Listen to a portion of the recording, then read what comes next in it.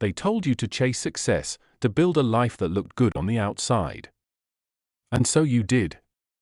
You dressed the part, played the role, climbed the ladder, and learned to wear a smile that hid more than it revealed. But in the silence of the night, when the noise of the world faded and the masks fell away, something deeper stirred, an unease, a whisper, an ache that could not be silenced. This was your subconscious mind, calling. Carl Jung once wrote, "Until you make the unconscious conscious, it will direct your life and you will call it fate." But how often do we pause long enough to see who's really behind the wheel?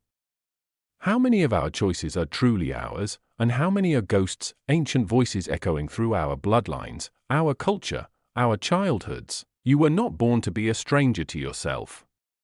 You were not created to live as a character written by someone else.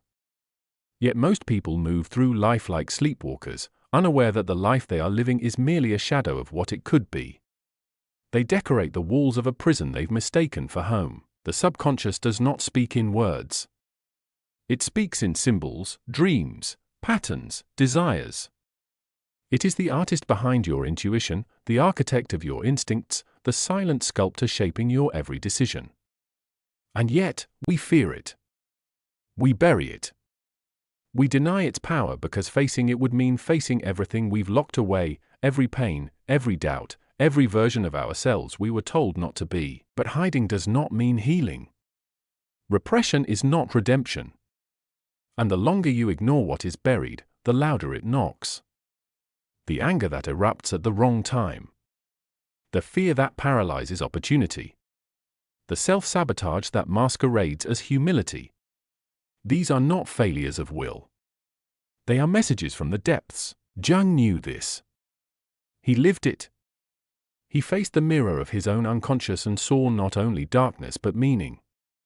He understood that the shadow is not our enemy, it is our teacher. The parts of you that you were taught to exile, your anger, your sexuality, your pride, your sorrow, they are not sins. They are signals, and the journey begins not with striving, but with seeing. Clarity is not born in sunlight. It is born in darkness, in those sacred moments when you stop running and start listening. When you descend into yourself like a diver into the ocean, not to drown, but to retrieve the treasure buried below. Your mind is not a battlefield. It is a map. But you must learn to read it. Why do you fear success? Why do you destroy love when it gets too close? Why do you chase people who remind you of your childhood wounds? These are not random behaviors. These are sacred scripts, written in the ink of experience. And unless they are brought to light, they will continue to write your future without your consent. Think of Thomas Edison, who failed over 1,000 times before inventing the light bulb. Was it discipline alone that carried him forward? No. It was belief, subconscious belief, that failure was a stepping stone, not a dead end. That light existed, even if he had not yet seen it. You, too, must believe in your light, especially when all you've known is shadow. But belief is not a mantra. It is a reprogramming. You cannot repeat affirmations over a wound and expect it to heal. You must go to the root. You must remember the moment you were told you were not enough. You must look that memory in the eye, not to relive the pain, but to reclaim the power. To say, I see you. But you do not define me anymore. The subconscious does not forget. But it can be rewritten, not with logic, but with experience. You teach your subconscious by how you live, not what you say. Every time you set a boundary, you teach your mind that you are worthy of respect.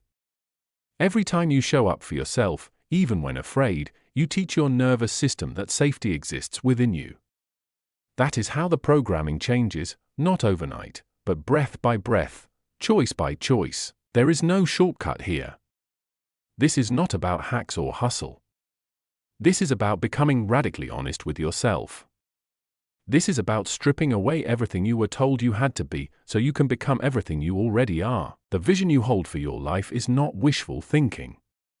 It is memory, your soul remembering what it came here to create. That vision lives inside your subconscious, waiting for permission to be born. But it cannot emerge through force. It must be invited. And it begins with stillness. When was the last time you sat with yourself, not to fix, not to perform, but to listen? In that stillness, there is clarity. And from that clarity comes vision. A vision not built on comparison, but on conviction. Not borrowed from someone else's dream, but forged from the fire of your own knowing. You were not meant to walk the path of another. You were meant to blaze your own. Henry Ford was told by 5 different banks that his idea for a gasoline-powered vehicle was absurd.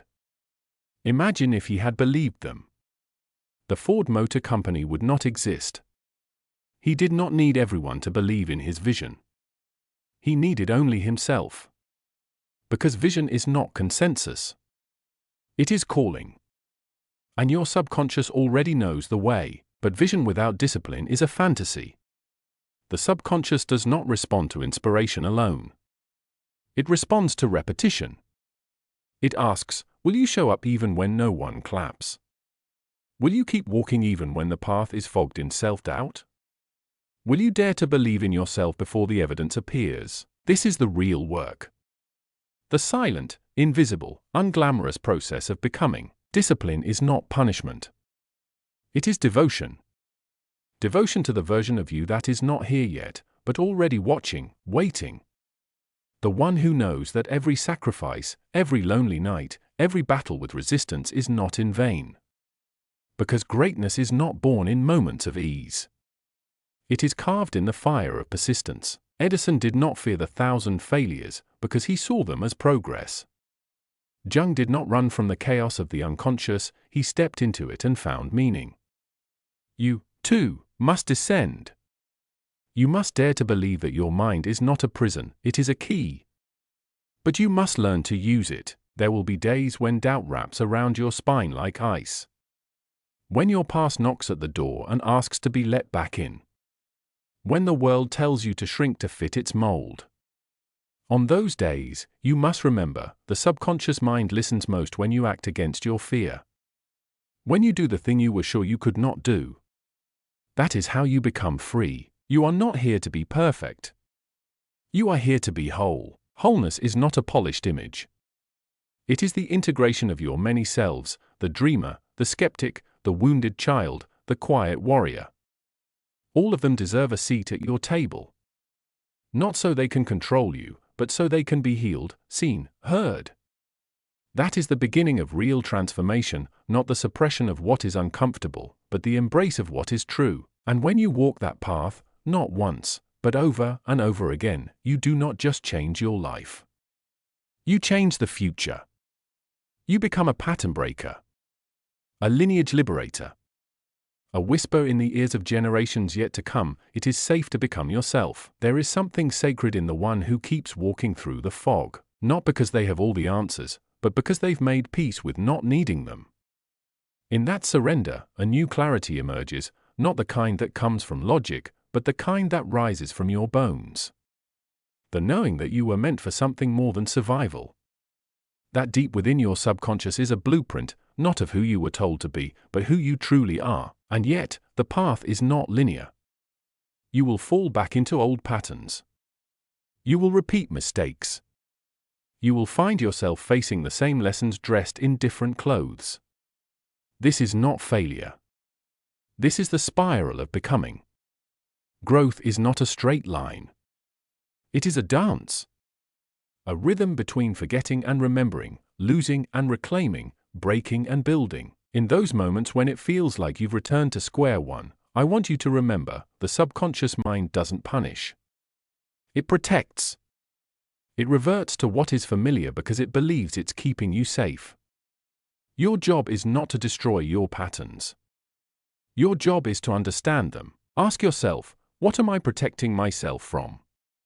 What am I still afraid to feel? For most, the fear isn't of failure, it's of feeling unworthy. It's the terror of sitting with the raw, unfiltered truth that you were once made to believe you were not enough. But that belief was never yours. It was given to you by those who had not yet healed.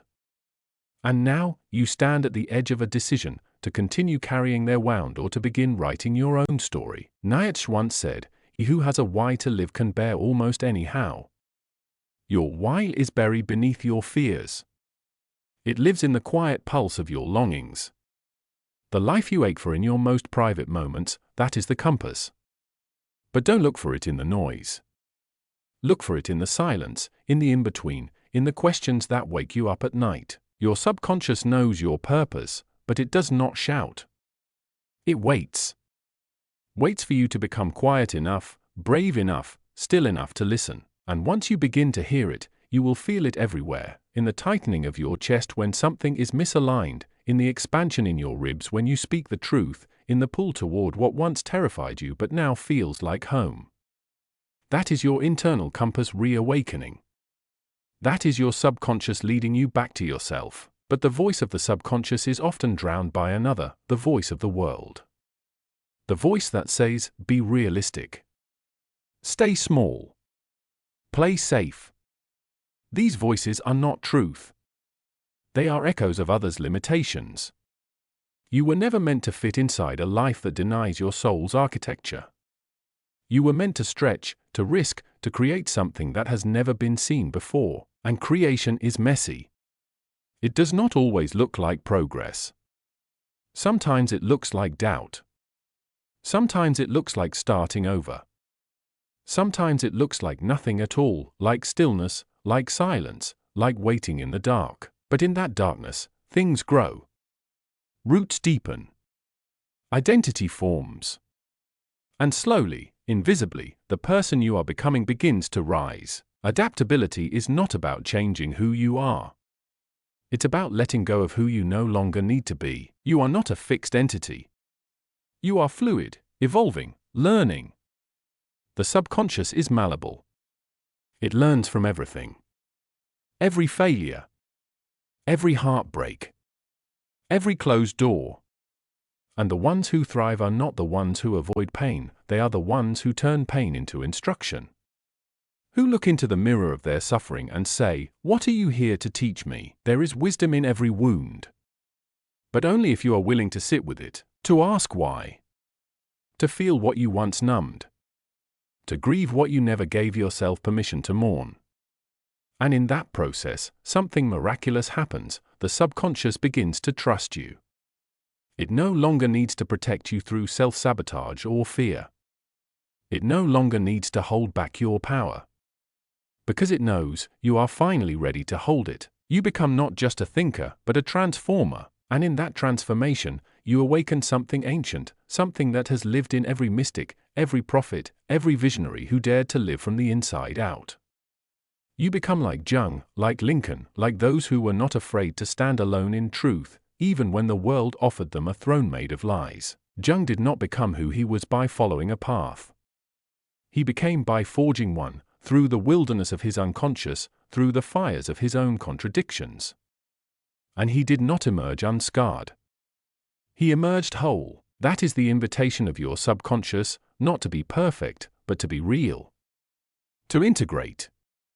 To embody. To stand in the full weight of who you are, not in fragments, but in fullness. And once you do, the world responds. Opportunities align. People appear.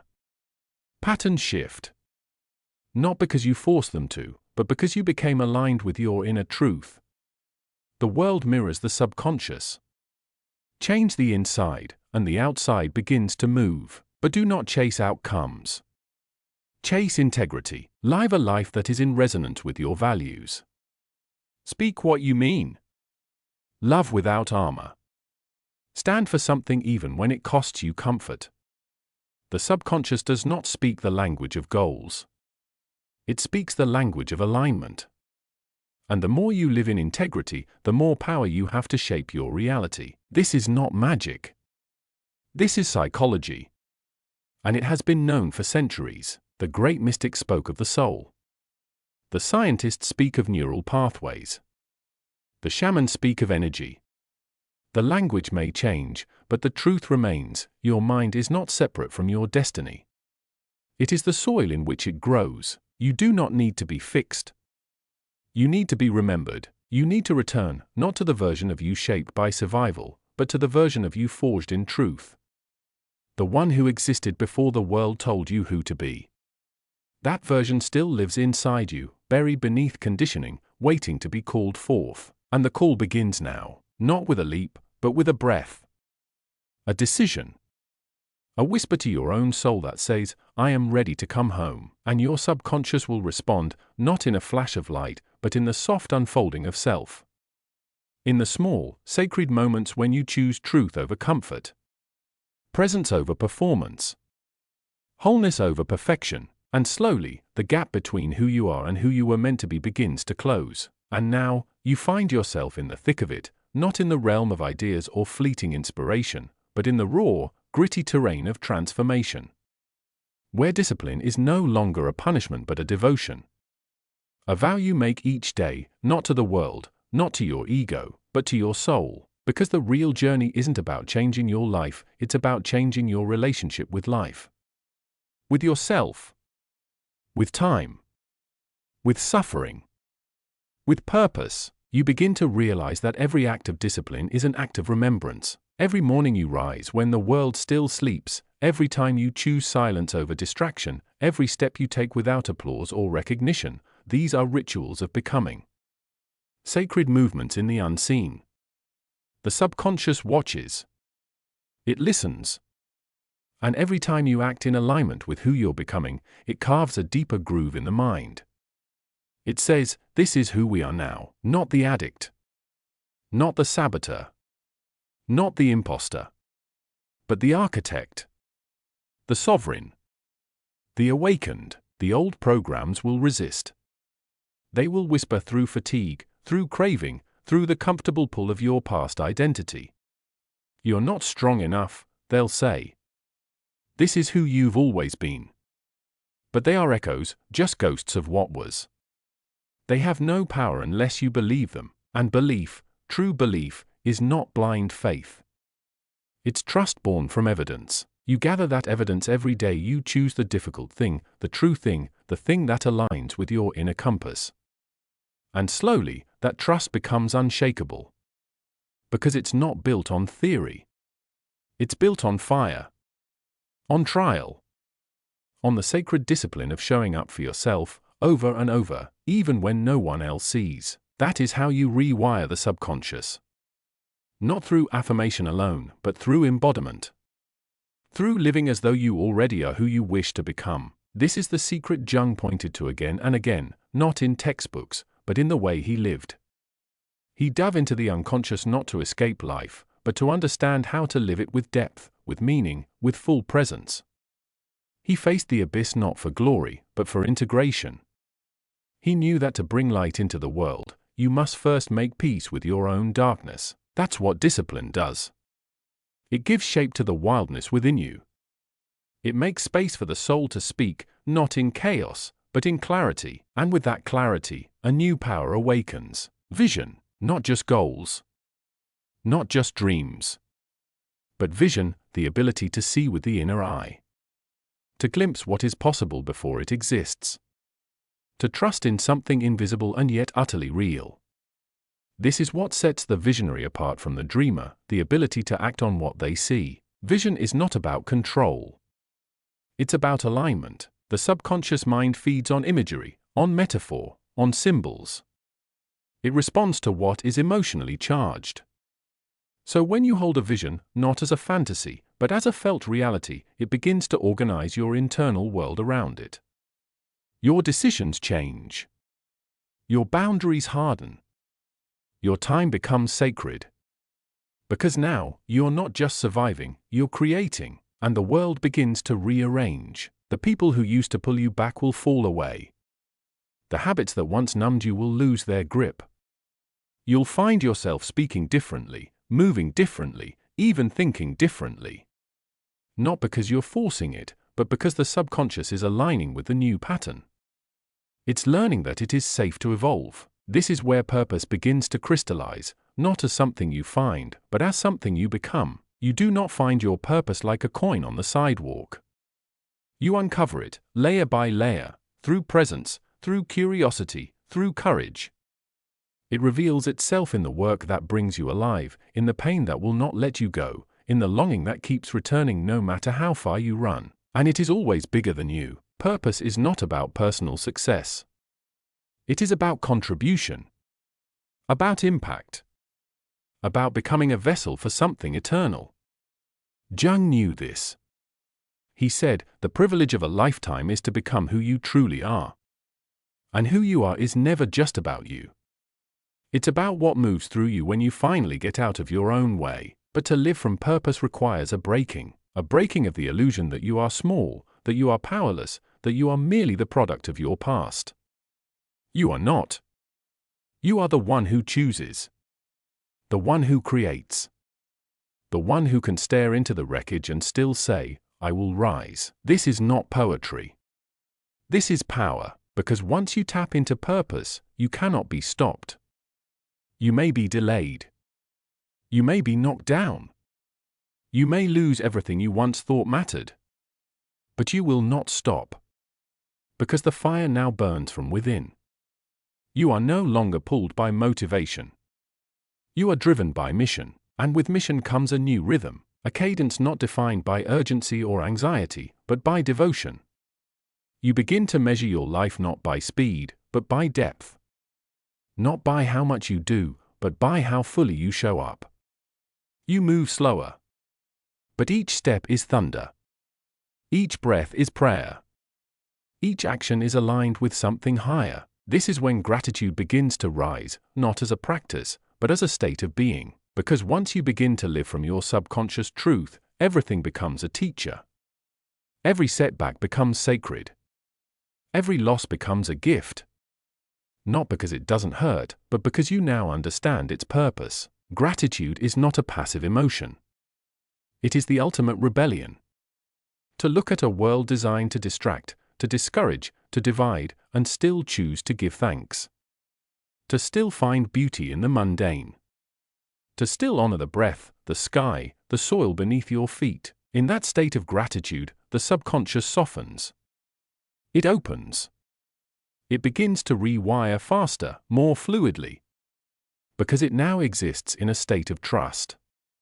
And from trust, resilience is born. Not the kind of resilience that grits its teeth and pushes through. But the kind that bends without breaking. That surrenders without giving up. That knows how to adapt, to flow, to rise from ashes not as a replica, but as something new. You are not here to repeat. You are here to evolve, and evolution demands discomfort. It asks you to sit in uncertainty. To release what once defined you. To shed skin after skin until you are nothing but essence, raw, real, radiant. That is the territory of the awakened, and few will walk it. Not because it isn't available to all, but because it costs everything that is false. But for those who dare, for those who lean into the fire instead of running from it, there is no going back. There is only forward. There is only depth. There is only the truth of who you are, pulsing in every cell, whispering in every dream, calling from every shadow. Come home to the self that is older than fear. Come home to the mind that was never broken, only buried. Come home to the power that has always been yours, not to dominate, but to create. Not to control, but to love. Not to arrive, but to become. And when you finally do, the subconscious smiles, because it remembers. And what does it mean, truly, to come home to yourself? It is not comfort. It is not ease. It is not even peace in the way the world defines it. It is presence. Radical presence. The full, unfiltered inhabiting of your own being. To come home is to sit in the storm without needing to silence it. To feel the ache without turning it into narrative. To witness your mind, its flickers, its spirals, its ghosts, and to say, I am still here. I am not leaving. I am not abandoning myself again. This is how the subconscious heals, not through denial. Not through suppression. But through reunion. Through the gentle return to what you once exiled. The child who cried for attention. The teenager who rebelled to feel alive. The adult who wears armor made of performance and perfection. All of them live within you, still. And they do not need to be fixed. They need to be felt. Carl Jung said, until you make the unconscious conscious, it will direct your life and you will call it fate. But what he did not say directly, what you must learn through the path itself, is that making the unconscious conscious is not an event. It is a way of life. A devotion to inner truth that never ends. And in this path, action becomes sacred, not action for outcome, but action as a mirror. Because how you do one thing is how you do everything. When you cook, do you rush? When you speak, do you hide? When you love, do you control? Every gesture is a glimpse into the deeper script. Into the unspoken stories that still shape your world. But once seen, they can be rewritten, and not with force, but with choice. With consistent, conscious choice. That is the true power of free will. Not the ability to do whatever you want, but the ability to become who you truly are, despite everything that once told you you couldn't. This is the alchemy of transformation. You begin to see that the inner and outer world are not separate. That your reality is not just happening to you, it is speaking to you. Reflecting you. Your relationships, your obstacles, your patterns, they are not coincidences. They are conversations, and when you listen, when you really listen, you start to hear the thread beneath it all, a call toward wholeness. This is the soul's quiet insistence that you stop fragmenting. That you stop chasing parts and instead integrate. That you stop trying to fix what was never broken, and instead honor what was always sacred, because the truth is, the mind doesn't heal through logic. It heals through love. Through presence. Through the steady light of awareness that says, I see you. I won't run. You belong, and this belonging is not weakness. It is the foundation of resilience. Real resilience isn't cold. It isn't tough skin or hardened walls. It is the ability to remain open in the face of life's sharpest edges. To bleed and still breathe. To lose and still love. To fall and still rise with the same heart, unguarded, because once you know yourself, once you truly remember who you are beneath the trauma, the roles, the noise, there is nothing left to protect. There is only everything to express, and in that expression, you discover something deeper than even purpose. You discover essence, that ineffable hum beneath your name. That ancient energy that cannot be contained in labels or metrics or definitions. The part of you that was here before the world touched you, and will be here long after it forgets you.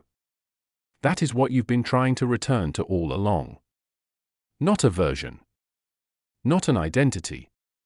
But a vibration. And when you live from that place, everything changes, not instantly, but inevitably. You'll speak differently. You'll notice more. You'll stop needing to convince. You'll lose your appetite for drama, for control, for validation. Not because you're better, but because you're finally full of yourself. Of your breath. Of your own truth, and that fullness spills over into your work. Into your relationships. Into the very atmosphere you carry. You become less reactive, more creative. Less driven by fear, more moved by insight. Because now, the subconscious is no longer the saboteur, it is the co-creator. This is what Jung was pointing to in his life's work. Not a system. Not a diagnosis. But a way of being. A way of living in harmony with all that you are, even the pieces you were taught to hide. The shadow becomes not a threat, but a guide, because where the shadow lives, so does your power. Your passion. Your creativity. Your truth. The very energy you suppress to be accepted is the same energy you need to awaken your life. And now, you no longer fear its presence, you welcome it.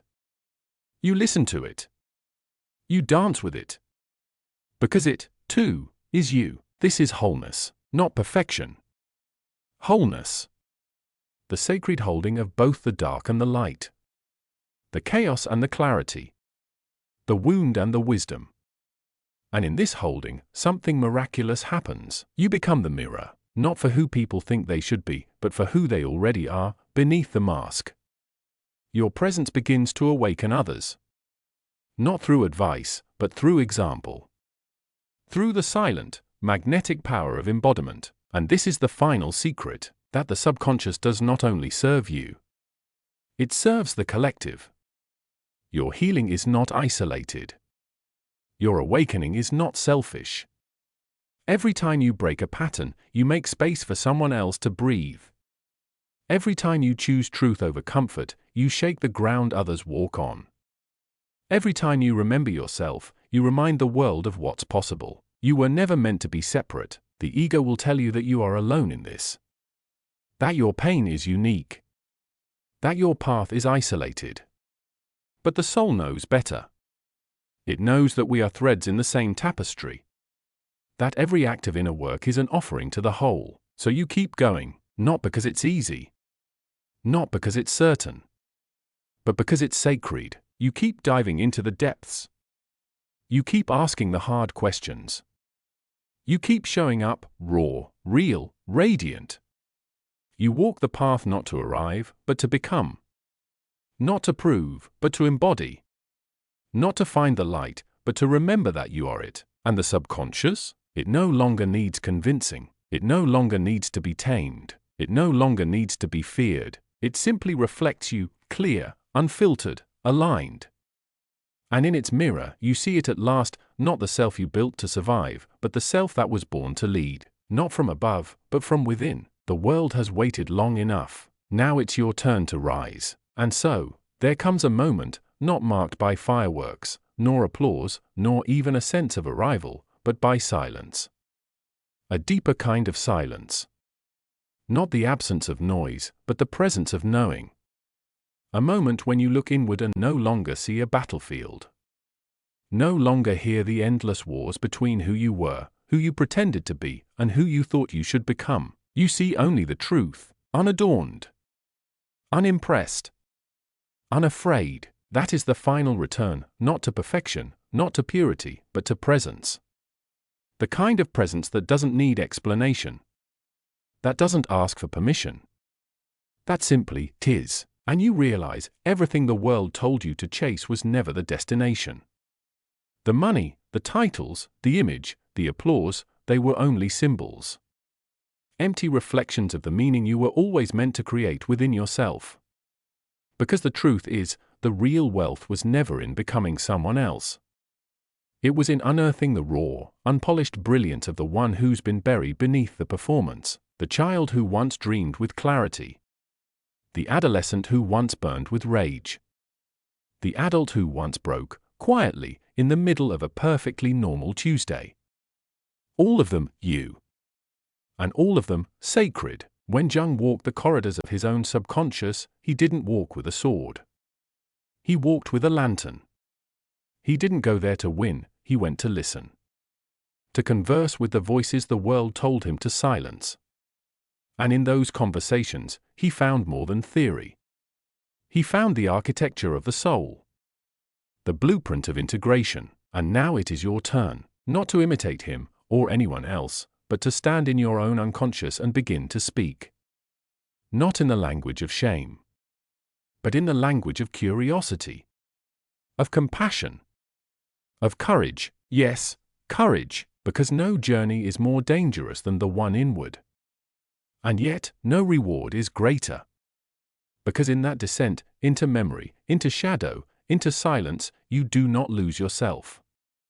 You reclaim yourself. The subconscious, once feared, becomes your sacred ally. A living oracle. A mirror so honest it shatters every illusion and still loves you in the aftermath. And this love, this unwavering acceptance of your entire self, is what sets you free. Not just free to be, but free to become. Because the real transformation is not when your life looks different. It's when your life no longer defines you. When you are no longer ruled by old wounds, or haunted by old patterns, or chained to old identities. It's when your silence speaks louder than your words. When your presence shifts a room more than your status ever could. When you wake each day not to perform, but to participate in the miracle of being fully, unapologetically alive. This is what Jung meant when he spoke of individuation, not selfishness, but wholeness. Not ego, but essence. It is not about standing above others, it is about standing within yourself, so deeply that comparison dies, and connection is born. And from this place, you serve, not because you have to, but because you can't help it. Your truth becomes a lighthouse. not to pull people to you, but to show them their own way home. Your voice becomes a drumbeat, not to command, but to remind. And your pain, once hidden, becomes an offering, not as a scar, but as a bridge. You become what the world truly needs, not another mask, but a mirror that says, you are not broken. You are not too late. You are not too much. You are the very thing you've been searching for. So now, the question is not, what will the world give me? The question is, what will I give the world, now that I am no longer afraid of who I am? Stand in that question, breathe in that space, and let the subconscious rise, not as your enemy, but as your greatest truth. Because in the end, the deepest secret of the subconscious is this: it was never trying to sabotage you, it was trying to wake you up, and now, you are awake, and you are ready. Welcome home.